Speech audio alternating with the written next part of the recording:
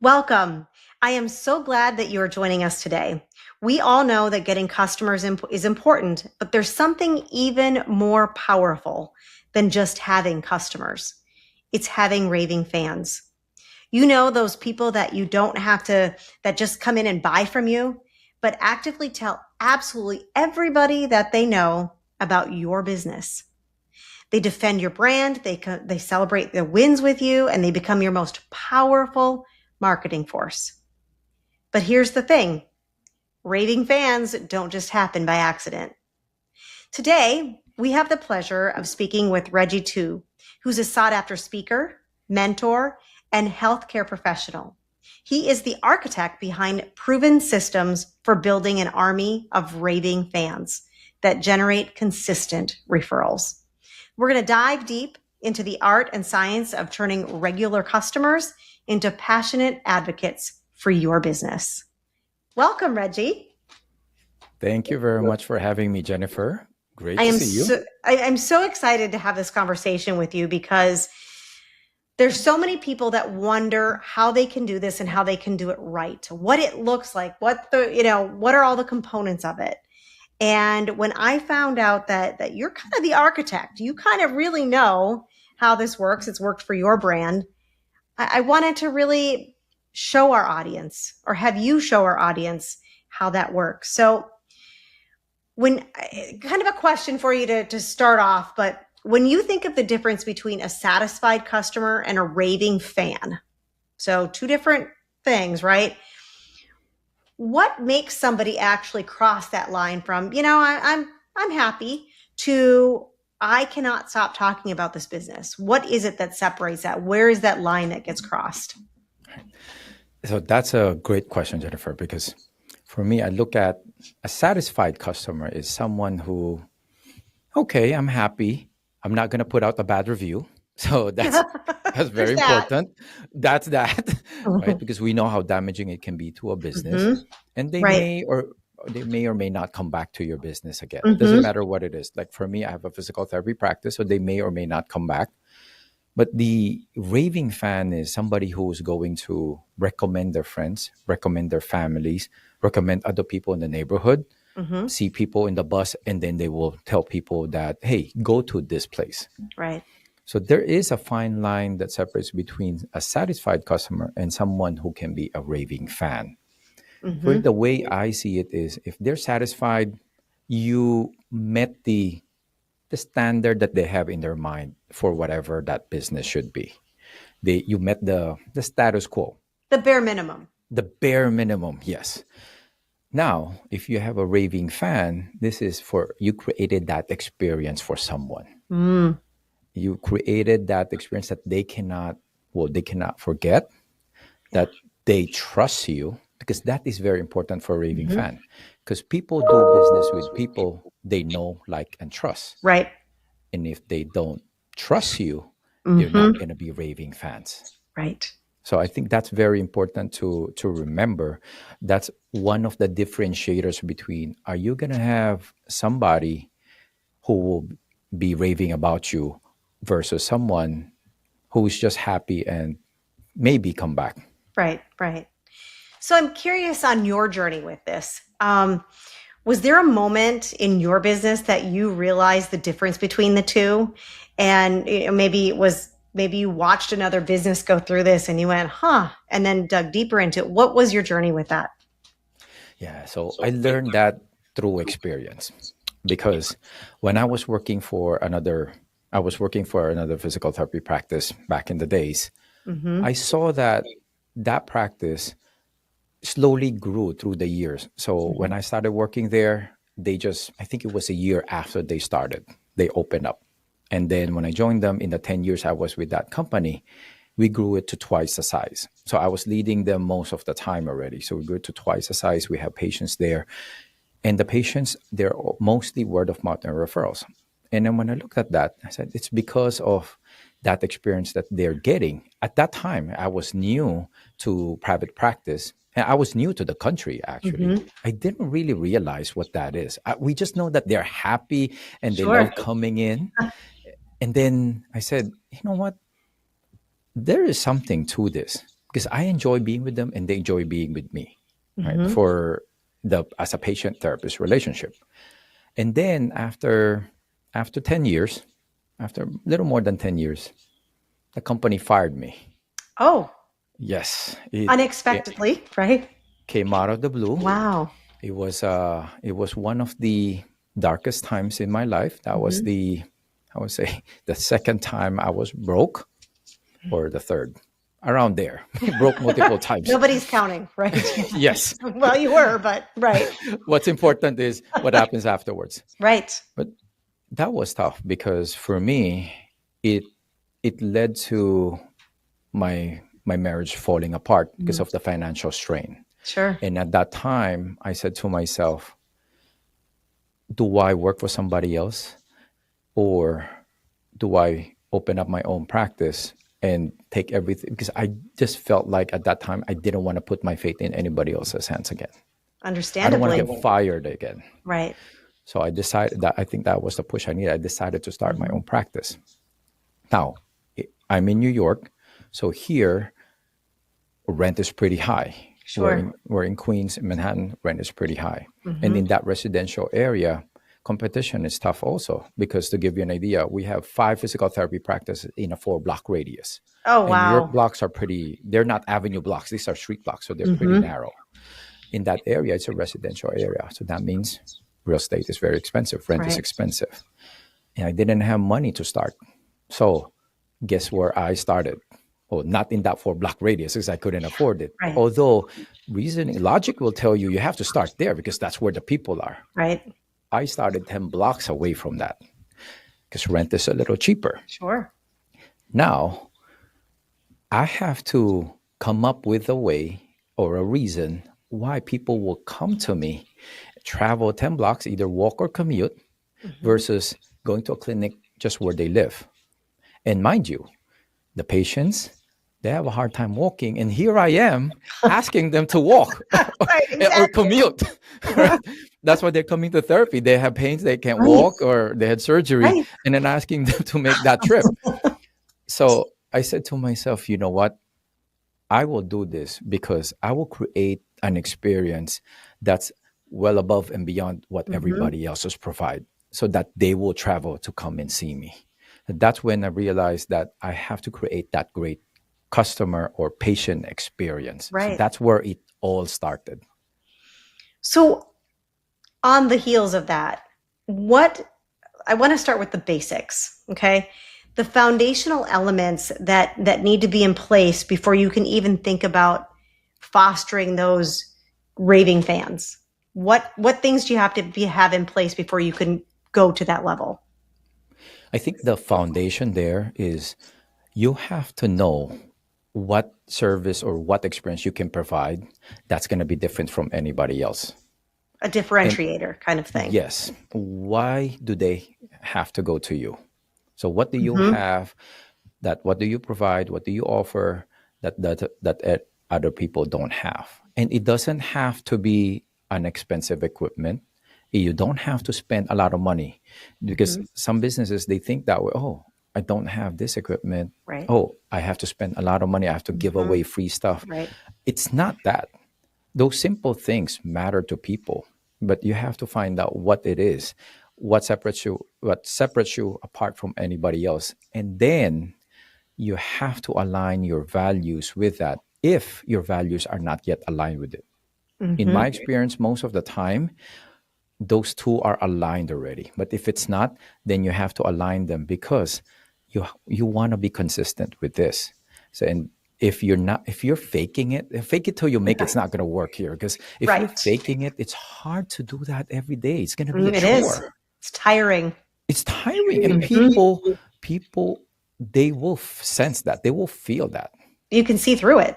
Yes. Mm-hmm. So if you're not authentic there and it's not you, then you won't be able to consistently do Right. it. Patients will not be Mm-hmm. happy. So that's the bare minimum. That's a foundation Sure. of everything. I think a lot of business owners think that, well, I have a great product. That's going to carry me. That's going to be enough. And, whether it's a physical product, I guess, or a service, they think, That's all I need. And they will come. I'll open my doors and they're coming. They're going to come, and it's just I'll have raving fans all over the place. But you're saying that's just not, you have to give them the experience.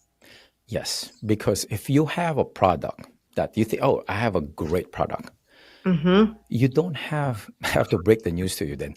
You don't have the greatest product, Right. right? Somebody will always come out with something that's greater than your product.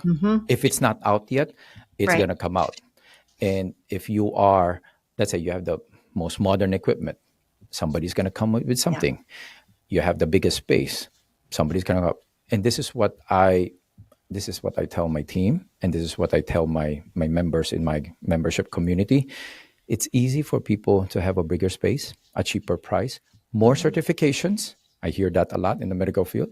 It's easier for people to get that, but it's not as easy for other people to have a bigger heart.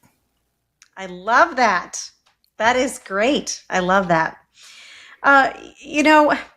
There's been, I don't know if you've read the book or heard the book, Unreasonable Hospitality.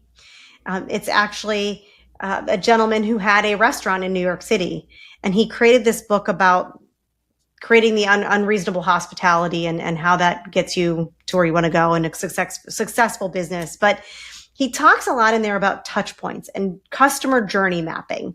So you look at all of the touch points that you have in your business that your customers are going to interact with. And that has to play some kind of role in this. How do you design touch points or look at those touch points and refine them so that you move that satisfied customer to that passionate and raving fan customer? Yes. So that's a great point. I've heard of the book. I have not read that. It's a great book. But it's a great, definitely I'll check that out. One book that it has something similar to that is the book by Dan Heath. It's The Power of Moments. So in that book, they mentioned that I think they surveyed people who went to Disney World or Disneyland, basically the Disney. And what they found out is, so they asked people when they went in, how was your level of that level of experience? How satisfied, how happy are you? Different points. And I think this is in Disney World, so it's in Florida. And people who are waiting in line under the the melting Florida sun, they were not happy. It's hot in Florida. It's hot. It can be hot there. That's where I'm at. I'm in Florida. That's where you are. I know. So it can be hot, and then you have long lines for the rides, long lines for the food, and you have a crying baby. So they saw that the average experience is not great. Sure. But then when you ask people after the trip, how was your Disney trip? It was awesome. It's magic. That's the thing, right? And this because of those moments. It's not all the time. Like you were saying, those touch points. You have to have, they said the bookends are very important. And then key points in the middle where you create those highlights. And that's what I created in our clinic. We have a 5-page manual just about patient experience that everybody has to know. Everybody has to go through. Doesn't matter what position you are, you will have to know that by heart. That's a great point, because then everybody's on literally the same page. Yes, it has to be consistent, because you don't want that the patient interacts with your front desk, have a great experience, and then interact with your therapist, doesn't have a great experience. You have to be consistent. And also in business, you're going to have turnovers. So when you have the new people come in, you want them to be able to provide the same level of experience to the patient as well. This kind of moves into my next topic about getting tactical and coming up with specific strategies or actions that businesses can take. And I loved your idea of basically the playbook of how you interact with a customer. That is wonderful. Besides that, what can businesses do to actively cultivate these raving fans within their business? I think that's something that once you have the playbook there and everybody's following, you let them be their authentic self, because you don't want to dictate and control everything, because then they become like robotic, right? we have that as a guide so they know this is the experience we're providing. But each individual person puts their own Mm-hmm. twist to it, their own magic to it, so that they can see, oh, you know what, this person talks very sweet. Then you have this other Yeah. person explains very well. So it may not be the same person, but all in all, when you have the team combined, it provides them the great experience because somebody provides leadership, some provides the caring, some Right. provides the all those different things. And somebody has to be stern also. There Or you, always has to be that one. my front desk, if you Right. tell her, hey, you know what, I'm not paying your copay, that's not gonna fly. That's not gonna fly. She still provide a great experience, but she'll put you in place. Right, right. And that was my next question, and you kind of answered that about the personalization. You're allowing your employees to have the autonomy to still be who they are, but still have that playbook to be like, these are the things you should do when the customer comes in or when this happens. It's a guidebook, essentially. Yes, it's a Okay. guidebook for them so everybody knows that this is the goal, this is the outcome that we want. And then there are different ways how we create that outcome. And these Right. are the guides. So you have the guidelines. So they're not like all over the place. I just Right. don't leave it to chance. And a lot Mm-hmm. of like all our patients when they come in and they tell me, oh, Reg, you're lucky. You always get the nicest people. And in my mind, I say, thank you very much. But in my mind, this is not luck. Right, right. And one interesting thing, which is kind of off topic here, but I find that businesses who have like a core values, right? And their employees know what the core values are. And you, as the employer, hire according to those core values. Then you get people like that who really align with all of the points that your business, the touch points essentially, and with all of the values. And it meshes very well. Yes, and the core values that you said is it's a crucial part of our hiring process. Because let me share with you a story, my personal story, and this is Mm-hmm. true. A few years after I opened up the practice, I went through a rough year, meaning I had 27 people came in and out of my clinic in 1 year. And I Employees. had employees, Uh-huh. yes, 27 in and out. And I only had a team of 6 at that time. Imagine the Yeah. turnover. It's hard. It's hard because and then realize, what's going on. Mm-hmm. At first, at the beginning, I was saying, oh, I'm getting bad people. Right. Later on, I realized Yeah. they're not all bad people. Mm-hmm. It's on me too. Yeah. Well, but don't get me wrong. Some of them deserve to get fired. Some of them deserve to get fired. But There is that, not but all we of them. always have to look inward too sometimes, right? Yes. And I Yes. realized I was hiring a lot of, oh, they have a nice resume. Oh, they're this. I was missing the point. Mm-hmm. That's when the core values came in. And that's why now I changed my questioning in Yes. in my interview process. One of them is, what are your values? I ask them and they tell me, and then I match it if if it Love that. matches ours. I don't tell them first because at the earlier stage I made the mistake. I tell them, and then the thing is this interesting because somebody with half a brain will repeat that to you. But Right. then I still had people who did not say that. I was like, oh wow, Oh, this is bad. This is bad. this is bad. Yes, but then after I changed that. So now I ask them, and then I look at it. Okay, are we on the same page there? Because if Mm-hmm. it is, then great. We have the same values or Right. similar values. We have similar vision, and Mm-hmm. this can be a good fit. Right. If it's not, doesn't matter how exemplary, how glowing your Right. resume is. It's just not the right fit. You know what I ended up doing?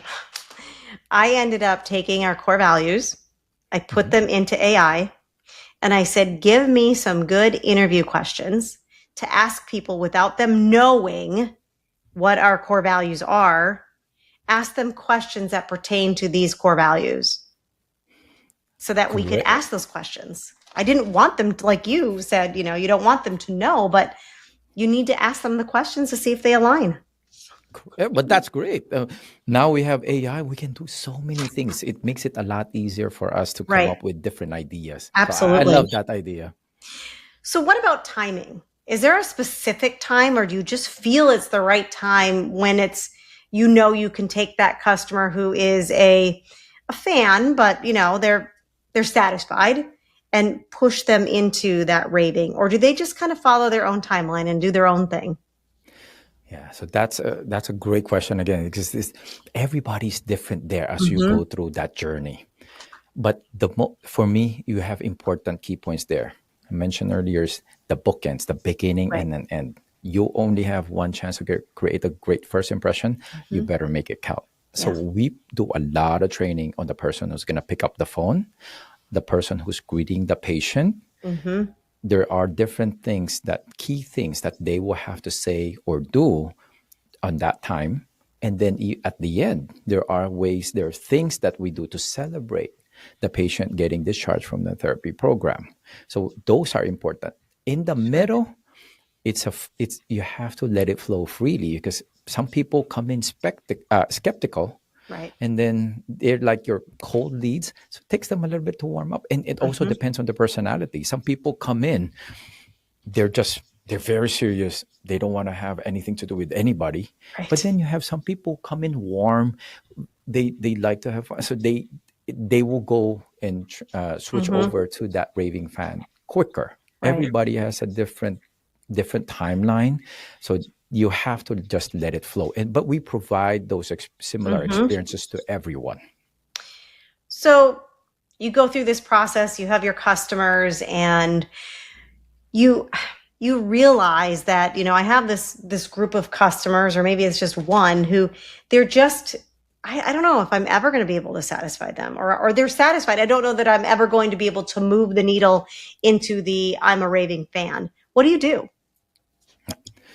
So in business, we serve thousands of people. So it's a Mm-hmm. lot of people. You're not going to be able to please everyone. Right. You're not for everyone. Mm-hmm. So we It's hard to think follow. about sometimes, though, right? As a business owner. As a business owner, yes, I realized that and I accepted that. As long as everybody follows our playbook, we do our best for all the patients. And then if some of them are still not happy, then maybe it's not the perfect fit for us. Right. It's not uncommon, though, that this happens. They may still complain about something. Like, Sure. we don't like burn bridges. We tell them, hey, if you're not happy here, you can go to another place Right. that you think is going to help you more. Mm-hmm. We're going to be happy for you. If you still need us in the future, don't hesitate to give us a call. We don't tell them to, just get lost and don't let the door Go hit you away. on your way out. No, we still tell them we're always going to be here. Right. And this is interesting what happens. They go someplace else, Mm-hmm. and then they come back later on. They have a different attitude now, Mm-hmm. because they had a lot worse experience someplace else. And then when they come back, they're ready. Right. It's the saying, grass isn't always greener on the other side. But, That is true. And when it comes to that, a lot of times the patients who have came to us and they tell us, let's say, oh, I've been to 3 other therapy clinics already. Those are the ones that become some of our most raving fans, because Yes. now they know that, like you said, the grass definitely was not greener over there. And then now, and you guys are you are Right. this nice, and you gave me this result. Right. Mm-hmm. With that said, what is the role of community? And with community, what I mean is, especially because you have physical therapy. So I'm guessing that some of your patients are in together, much like, I have a store and customers are shopping right next to each other. But how do you get your fans to connect with each other? Because that creates an even tighter bond of, hey, I love this place. This place is great, isn't it? And oh my gosh, yes. Then all of a sudden, it attracts a crowd. How do you do that? And is there a place for that? Oh, yes, that's very, very important, because people want to belong. Mm-hmm. It's either a community, or in our clinic, we don't even call it a community. We call it a family. And I sincerely mean that, because I'm in this location. So I worked for somebody else more than 10 years, and I'm here 12 years in the same neighborhood. I've been Mm. in this neighborhood since I came to America, Uh-huh. which is 2023 years ago. Wow.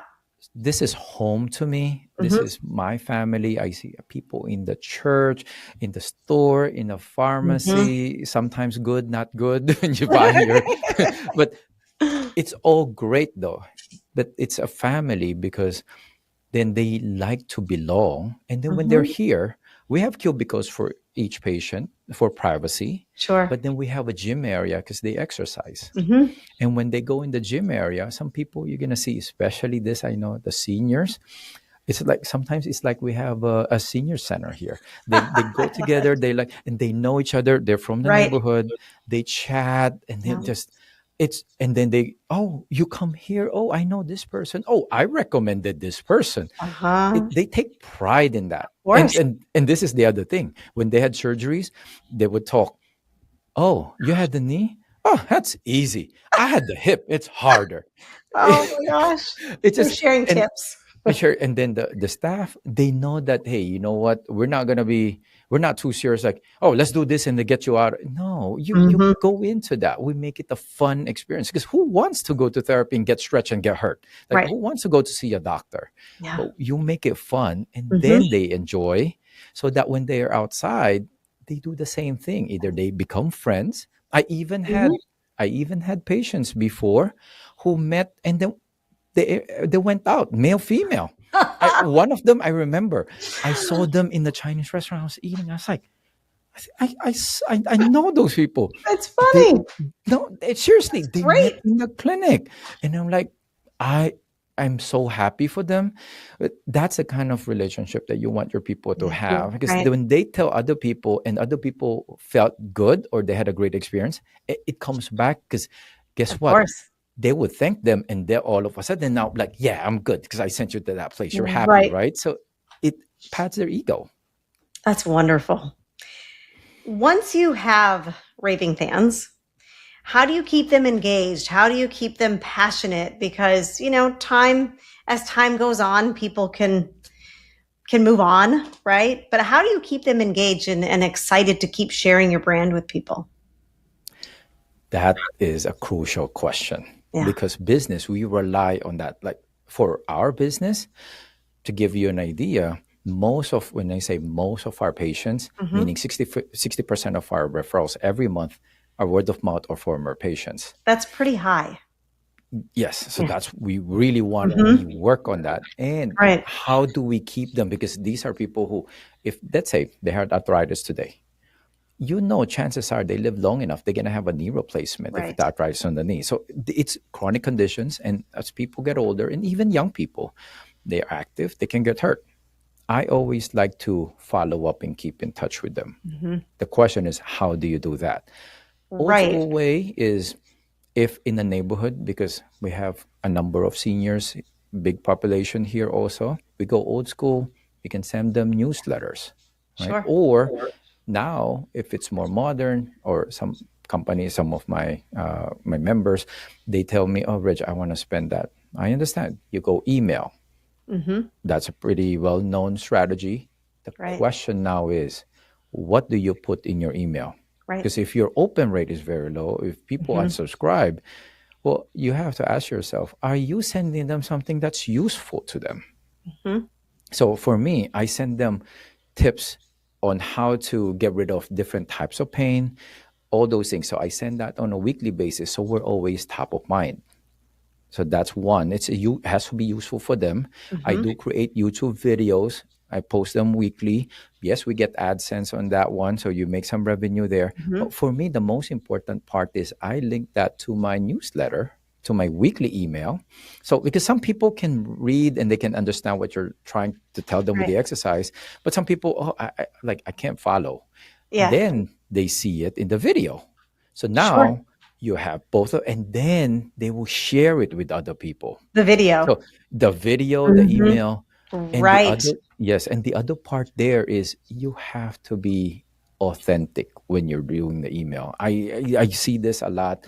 Clinic owners, oh, I hired a marketing company. Hmm. But knows nothing People about your business. They don't know about your business. Right. They don't know your core values. And Mm-hmm. people can see Yeah. that. They can sense it if it's you. And Mm-hmm. if you're authentic, sometimes I share parts of my story.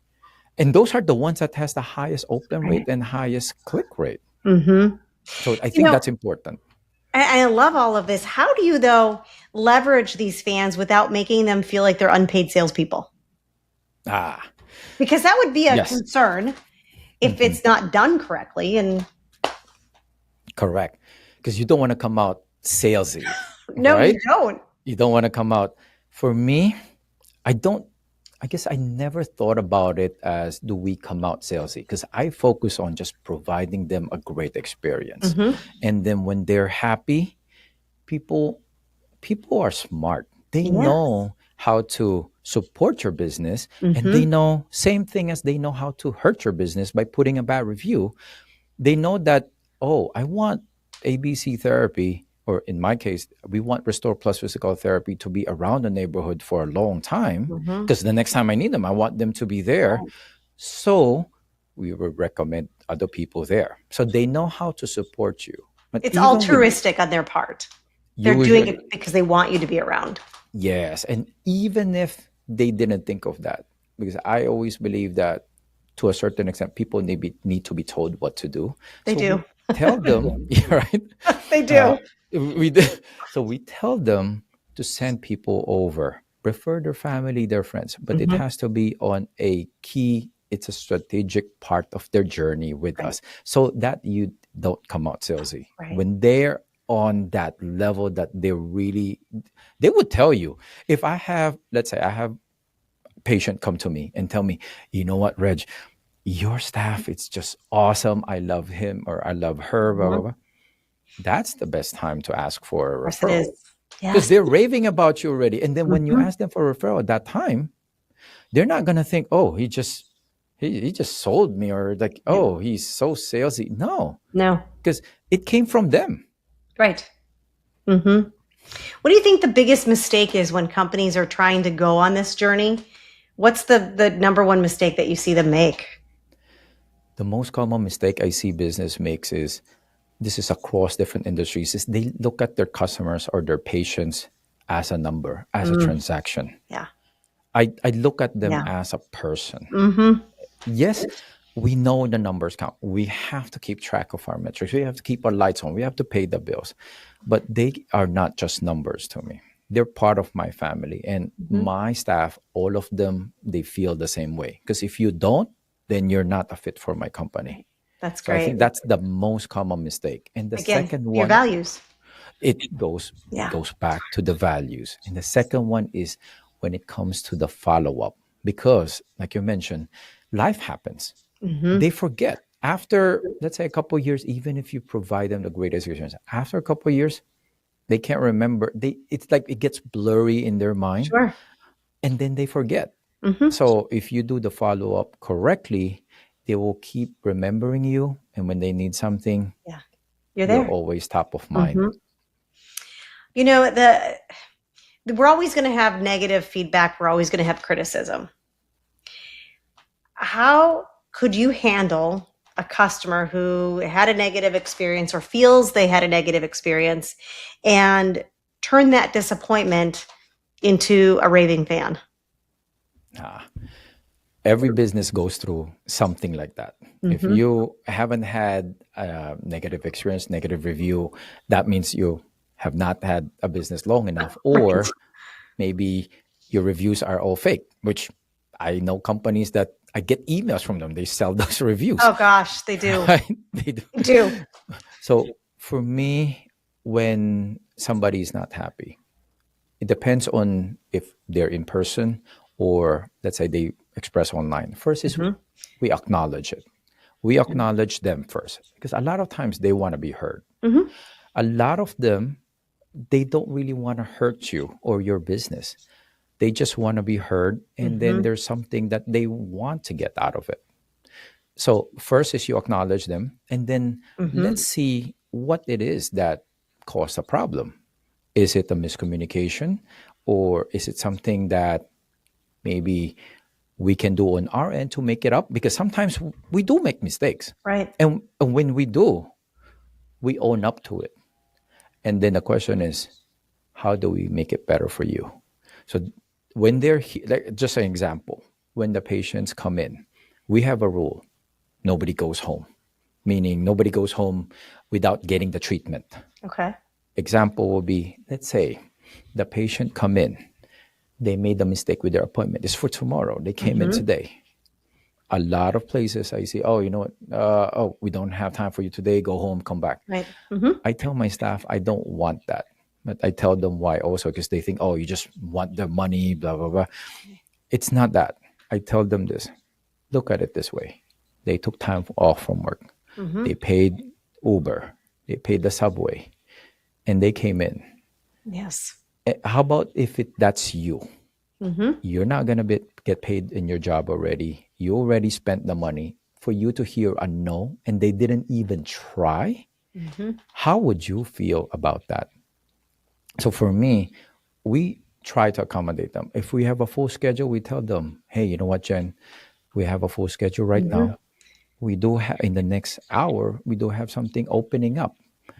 Will you be okay with, we're going to wait a little bit at that time, and then we will want to see you, because I just don't want you to have just wasted your trip here. That way they can decide. So that's what I mean. At least, even if it's not the perfect situation, you're avoiding that conflict, right? And you're from the being beginning. accommodating. You want to at least try, because the worst is they feel like you didn't even try. Right. Yes. Now, if it's that, I mean, it makes complete sense, and it would make me feel good. yes, right. That's why I tell my staff, if you're in that situation, and now if it is, let's say, online, they put out a negative review. I often see companies don't even respond. Right. They don't. Well, I see companies don't even respond to a positive review, That's true. let alone a negative one. And then also I see companies just respond and say thank you to positive reviews, and then they ignore the negative one. I think that's even more important for you to acknowledge and to respond to the negative one, because then other people who are looking at it will be like, oh, not everybody's perfect. Right. But this is how they handled this kind of situation. It shows the values that the character that the company has. I could not agree more. I think that's a really great way. So as we start to wrap up, I know that a lot of our listeners right now are probably going, okay, I really want to start doing this, but where do I start? Do you have any suggestions? Maybe step number 1, what can they do to start this process? The process, the fundamental process that I mentioned earlier is find out what sets you apart. And then deep inside, if you don't know your core values yet, I think it will be the best use of your time to analyze, find out what your core values, and have them come together. Like you mentioned earlier about AI, then maybe put everything in AI and then see what it come out with. So that way you have your foundation. I think that has to be the beginning. And then the tactic, there's so many ways you can go about this. But there's no way you will be able to create those tactics if you don't have a stable base. Because that house is the foundation. If not, your house is going to collapse. I talk about foundation a lot because it's so important. You have to lay the ground so that, you're right, the house doesn't fall down. So agree with that. Well, we're coming to a close, and I have what I call the final 4. It's 4 questions that I ask all of my guests because I am so intrigued by what my guests' answers are. And I've received so many wonderful ideas from this part of the podcast. So I know that our listeners probably have as well. Are you ready? Yes. You're ready for the final 4. Okay. I'm going to answer them the best that I can. The first question is, what is your favorite book that you've read? And what was it that made it stick with you? Interesting part, there's most of my life, I've been just reading technical books because I'm in the medical field. Right. It's after I graduated, I started reading more on leadership, especially when I went through those hard times in my business. But the one that I would say resonates with me the most right now, because different stages, different books, resonates with me. At this stage in my life, in my journey, the book that has resonated with me the most is the book by Jen Gottlieb, the Be Seen book. Mm-hmm. I finished that a few months ago. And the reason why is because I've always been an introvert. Mm-hmm. I grew up poor in the Philippines. I was always bullied. I grew up with I didn't have a voice. Made Mm-hmm. People made me feel like my opinion don't matter or Yeah. I have dumb ideas. Mm-hmm. And that made a big impact on my mind because I there was one point I couldn't even ask waiters for water because I was just so scared of opening my Yes. mouth. Oh. If it And look at wasn't you now, Reggie. and that's the thing, if it wasn't for Jen, Mm-hmm. I would not be where I am now, sharing this with Mm-hmm. you, being on other podcasts. I have a keynote coming up in a couple of months. I would, if it wasn't for her and that book Wonderful. and in her membership, I would not be able to share this with Mm-hmm. everyone. So She's for a me, great that person. She really is. she is. Yes, she is. Do you have a favorite quote or a favorite piece of advice that really helped form you, shape you? For me, I think this is a quote that I don't see it or hear it very often. I think it's a Mm-hmm. Japanese proverb. It says, fall 7 times, get up 8. Because Oh. my life is my key thing, is my superpower is persistence. Mm-hmm. Growing up poor, being bullied, being disrespected, coming here, being broke 3 times, just so many struggles.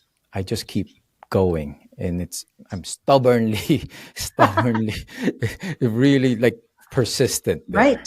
That's a good So trait.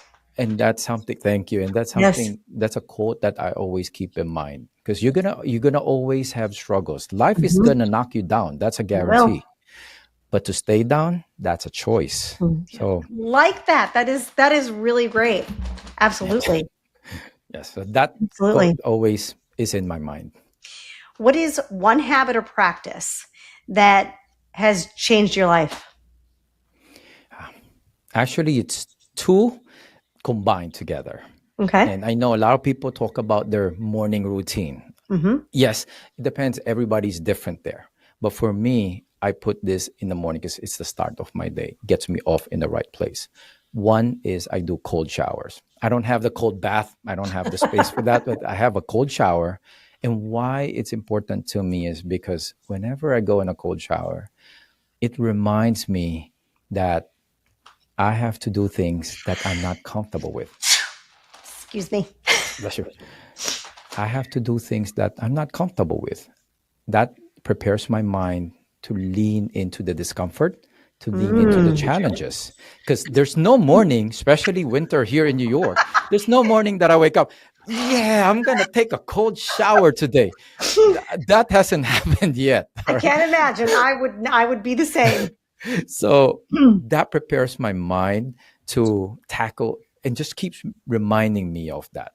And plus, I don't need coffee to wake up because when that cold shower hits you, you wake up.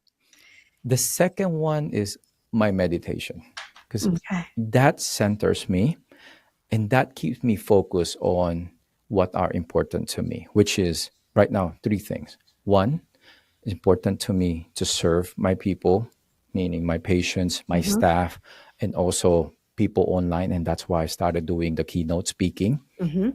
The second is to lead with values because I owe it to my staff and they're my family. And I Mm-hmm. take that responsibility very seriously.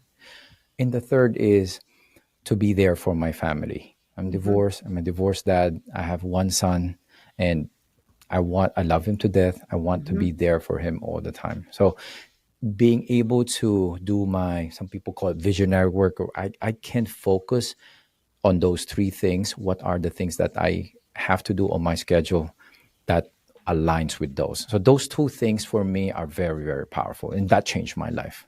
They're powerful pieces, except for the cold shower. You get used to it. And then, if you could have dinner with anyone who is living or not living, who would it be and why? Interesting.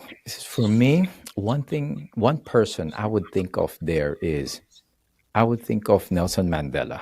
Hmm. The reason is because I guess the journey that we had, it's I know it's a different time. I can't imagine the hardship he went through, Yeah. but just reading about it, it's the hardships that he lived through, that Hmm. he was in prison for many years. And still when he came out, he was, I don't know if he wasn't bitter, but he definitely didn't show it because he served the people. Right. He forgave and Hmm. he still led. So for me, like, that's how were you able to do that? Because I'm gonna tell you, I'm human. Because Yes. some of the people who bullied me back then, I have a chip on my shoulder. Hey, That's I get you. that's I, that's something that fires me. right. You know. Right. But that moves you forward. That makes you, it adds to your fuel. Yes, because this is one thing. I know positivity is a big thing now, but when life gets really tough, when things get really, really bad, Hmm. sometimes I feel like you have to go into that dark side. Because I use the story of Star Wars, Hmm. the light and the dark. Usually, the dark side is a lot more powerful. It's just that the good usually prevails because Right. they know how to use the power, even if it's less. So sometimes you really need to dig in deep. Sometimes you need that, but you have to be careful not to stay in that dark side too Right. long, though, because it Right. consumes you. So for me, that's his story really resonates with me a lot about the persistence and just to forgive.